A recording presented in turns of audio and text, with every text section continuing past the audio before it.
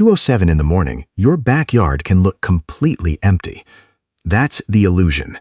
The heater clicks on somewhere deep in the house. A faint blue microwave clock glows across the kitchen. You walk to the window for no real reason. Maybe you wanted a glass of water. Maybe you just woke up for a minute and couldn't fall right back asleep. Outside, everything looks still. The feeder hangs motionless. The fence line disappears into darkness. The maple branches don't move. No birds, no sound. Nothing alive, at least not to human eyes. But the strange thing about a backyard at 2 a.m. is not how empty it is. It's how much of it is hidden.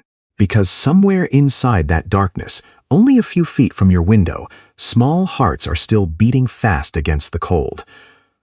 A cardinal may be sitting deep inside, an evergreen shrub right now, feathers puffed up so wide it barely looks like the same bird you saw at the feeder yesterday afternoon. One eye closed, one eye still alert, waiting, listening. A single leaf shifts even though there's no wind, then stillness is again. Farther back near the fence, something changes shape for half a second inside the shadows, so small you almost convince yourself you imagined it. And then comes the sound most people never notice. One quick chirp, not cheerful, not daytime bird song, just a brief signals somewhere in the dark. Then silence returns. In the distance, an owl calls once from farther down the neighborhood. Low, hollow. Easy to miss if the TV is on or your phone is in your hand.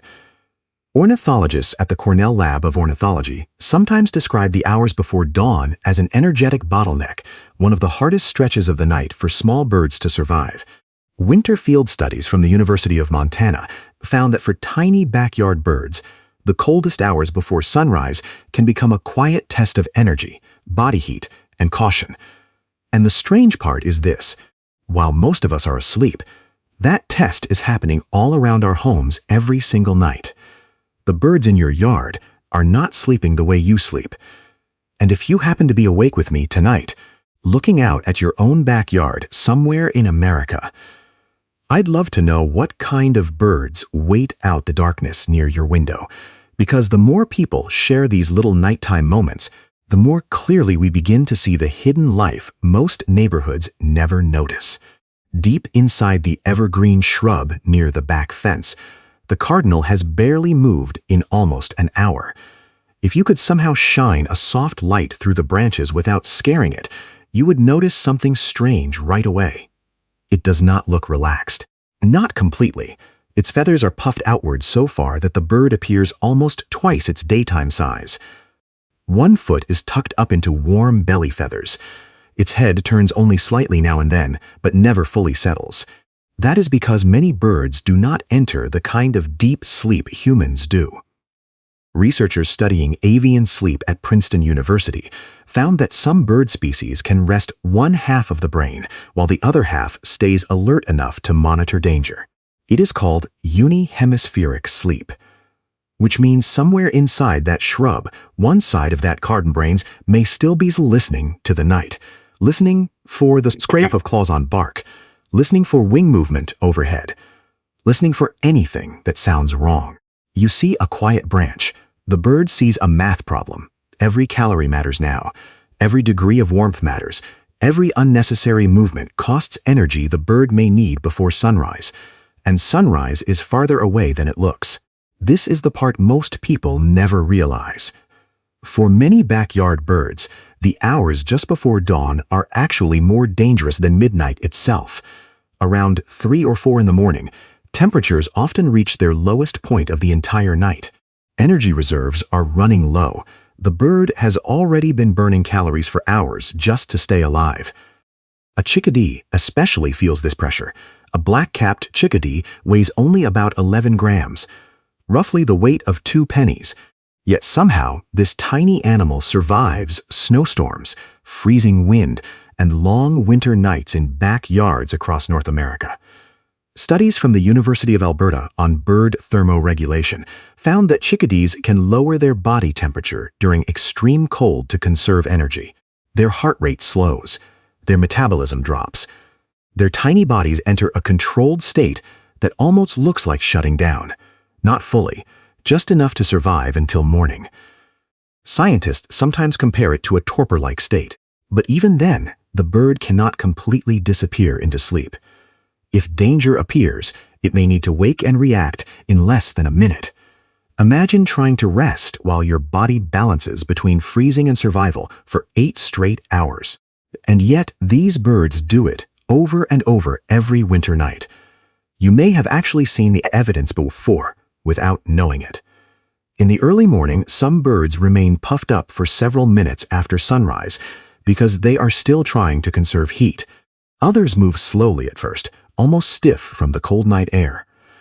Sometimes you will notice birds facing a certain direction on windy winter mornings. That is not random either. They often position themselves to reduce heat loss and protect their feathers from icy wind exposure. The backyard starts to look different once you know this. That little chickadee bouncing across your feeder at 8 in the morning is not beginning its day fresh and rested the way you are. In many cases, it has already survived the hardest part of its day before most people even pour their first cup of coffee. And then, above all of this, something even larger is moving. And then, above all of this, something even larger is moving. The backyard still looks quiet from the kitchen window. The feeder still hangs motionless in the dark. But if you could somehow rise slowly above the roof of the house, above the bare winter branches and the sleeping neighborhood streets, you would discover that the sky is not empty at all. It is full of movement. Between 2 and 4 in the morning, millions of birds may be traveling across North America overhead, while most people sleep completely unaware. Not flocks you can easily see, not neat little V-shapes against a sunset. These are invisible rivers moving through darkness thousands of feet above neighborhoods, highways, farms, and quiet suburban backyards. Tiny wing beats crossing entire states before sunrise.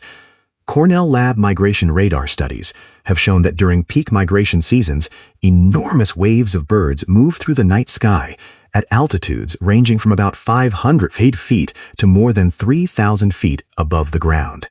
And the strangest part is that many people beneath them never hear a sound. Imagine standing in your backyard at 3 in the morning while somewhere overhead, warblers, thrushes, tanagers, sparrows, and vireos are all traveling through the dark together, navigating a sky humans barely understand. You thought your backyard ended at the fence.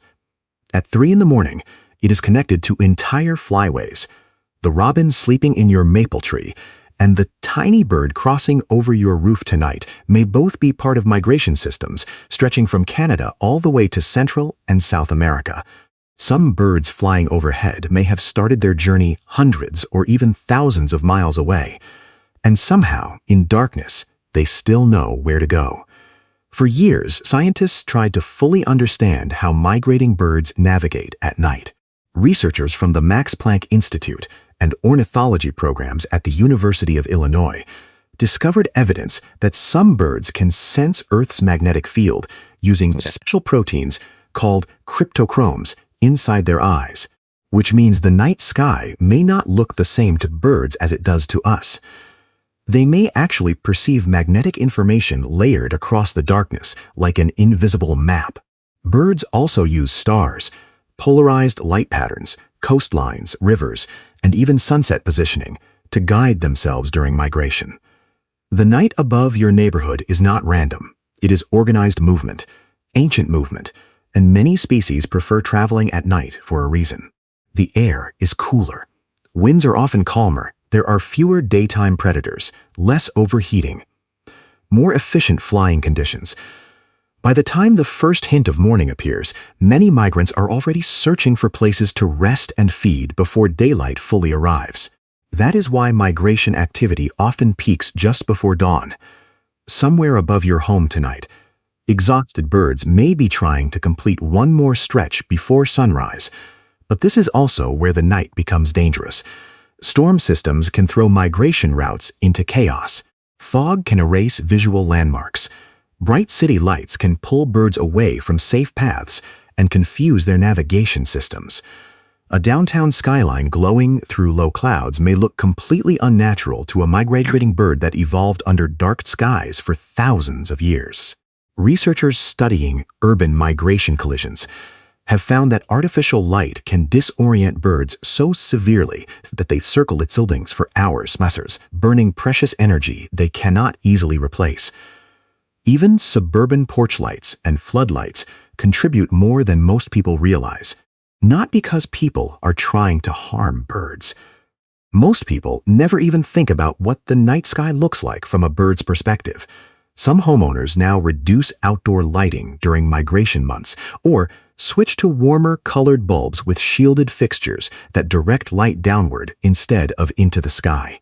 Small changes, quiet changes, the kind most neighbors would never notice. But to a migrating bird crossing over unfamiliar neighborhoods at 3 in the morning, darkness itself can become part of the map again. And once you understand this, something changes about the way you look at the night sky above your own backyard. It no longer feels empty, it feels connected. Like your quiet little patch of earth is part of a movement so old and so massive that human schedules barely overlap with it. Most people will live their entire lives without ever realizing that one of the largest wildlife movements on Earth happens above their homes while they sleep. And down below those invisible migration highways, another kind of movement has already begun. Somewhere near the edge of the yard, just beyond the reach of the porch light, a screech owl is awake. Most people never see one. They hear it once, maybe twice, and imagine the sound coming from much farther away than it really is. But in many suburban neighborhoods, screech owls spend the night moving quietly between trees, fences, and rooftops, while entire streets sleep beneath them. The strange thing about an owl in flight is not how fast it moves. It is how little sound it makes. Owl feathers are built differently from the feathers of most birds. The edges are soft and fringed in ways that break up rushing air, reducing noise almost completely. Which means a screech owl can pass through a backyard so silently that even nearby animals may never hear it coming. And hearing is everything for the owl. Unlike humans, whose ears sit evenly on both sides of the head, many owls have asymmetrical ear placement, one ear slightly higher than the other. That tiny difference helps them locate sound in three-dimensional space with incredible precision. A rustle beneath dry leaves, a movement under snow, a mouse shifting somewhere near the roots of a shrub. The owl listens first, then moves. The backyard at night is full of creatures trying to survive until morning, and every one of them is reading signals the human world barely notices. But as powerful as owls are in the nighttime ecosystem, they are no longer the biggest force shaping the dark. Humans are. Around 2:43 in the morning, a robin suddenly starts singing somewhere down the street. One clear phrase, then another.